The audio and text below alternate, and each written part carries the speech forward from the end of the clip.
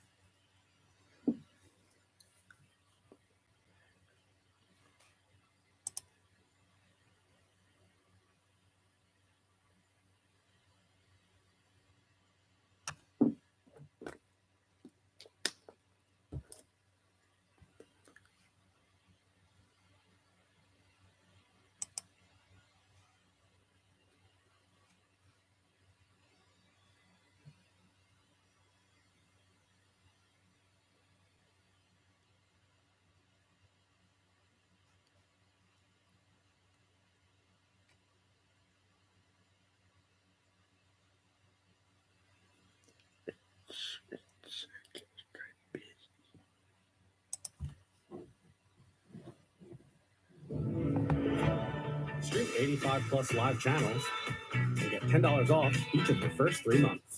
With YouTube TV, try it free.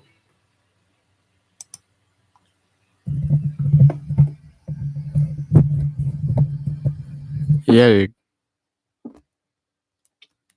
Let's see if I can get up and running. That's it. That's all I wanted to see. GTA 5 is full of violence, explosions, sex, drugs, murder, and the guns. The guns, oh my god. Machine guns, shotguns, rocket launchers, miniguns, tear gas, the list goes on and on. But what's it got for those of us who like to keep things simple? Can you beat Grand Theft Auto 5 with only a pistol? We jump immediately into the action inside a bank heist gone wrong, and the challenge is a bust before it gets off the ground. T, M, and B are robbing a bank. I was going to replace Brad, but we don't want to give the cops too much. Robinson, a stutter step. With no pistol to use.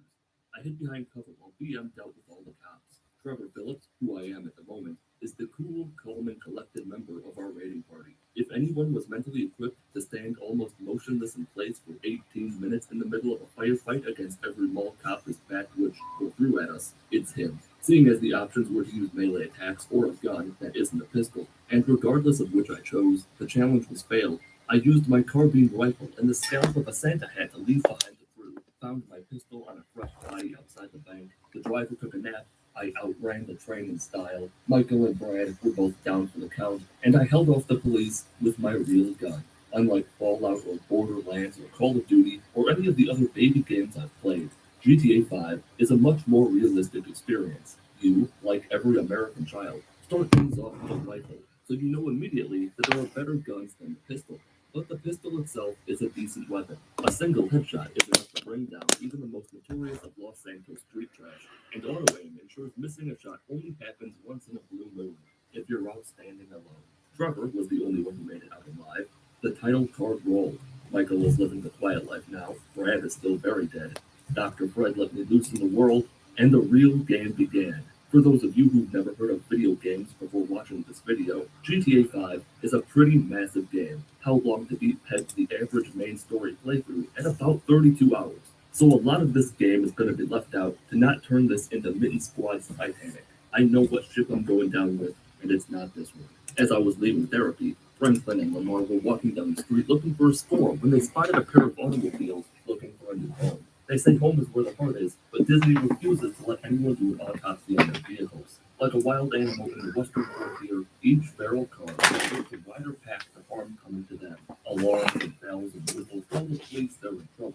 Simeon owning a car dealership makes him the perfect target for a pair of gangsters with stars in their eyes, looking to become pawns and avoid anything that can afford. The next ride he had to track down was a bike stashed away in a car for the storage wars.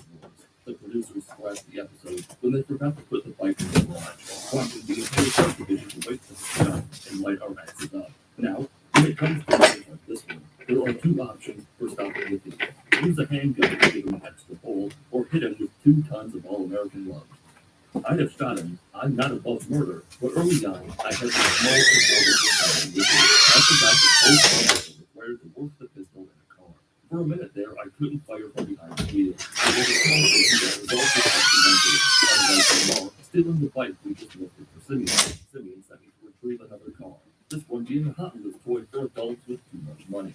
It's locked inside the garage, forcing me to use nothing but my wits and my gun to get the truck. Whoever it is that owns this house, their daughter didn't look like she liked being killed. Franklin didn't like Michael popping up like a weasel in the back of my car. I didn't like spending minutes of my life driving in reverse all the way back to the dealership only to have my creativity squashed by this cutscene.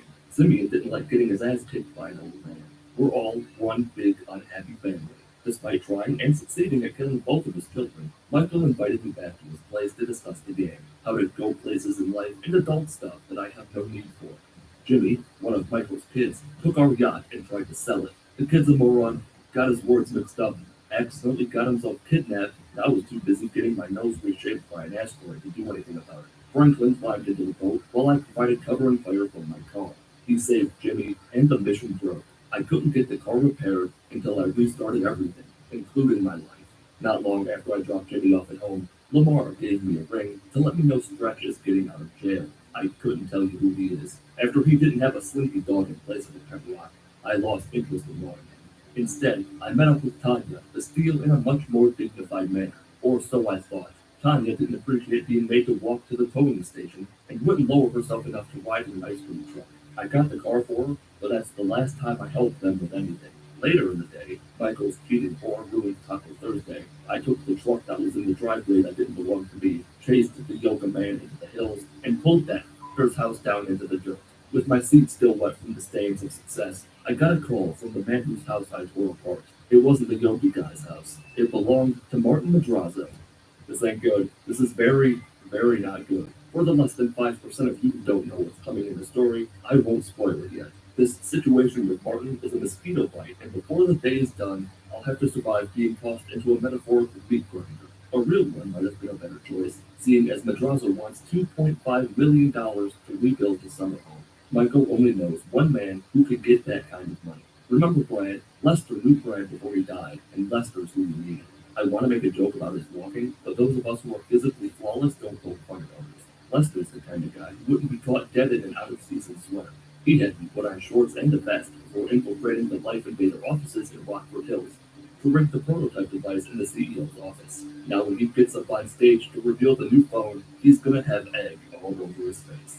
Franklin had just gotten home when Lamar walked by with Chop and planned for making some money. Wouldn't say what, only that it was around the corner, and in typical Lamar fashion, it went so far off the rails that it ended up at the train yard. Had it not been for Chop, that runaway clown would have been free to terrorize the city. He'll be safe in the van, while Lamar calls the kidnapping victim's family to demand 40 grand and to let them know exactly where we are. We're not getting that money. More so than greed, or government corruption, or greed, or the cyber influence in the world, or greed, or drugs, or greed. The main overarching story element in GTA 5 is me getting out of the money I earn.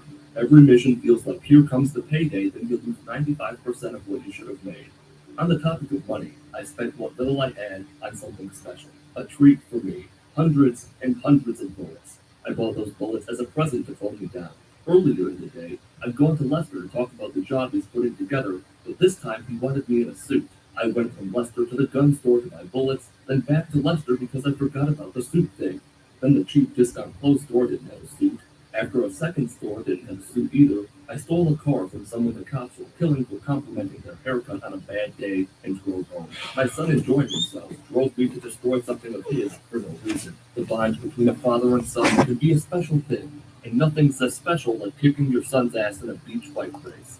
Turns out he lost on purpose. I want to win the belt tonight. Dad started it. You got it. I deserved it. Why the hell do you get to make all the decisions? Well, because one way or the other, Dad left me in charge. And I think that you need to make this around distribution of effort and responsibility around these parts since then. Because you never let anyone else do any of the work, Zach. God, this is so...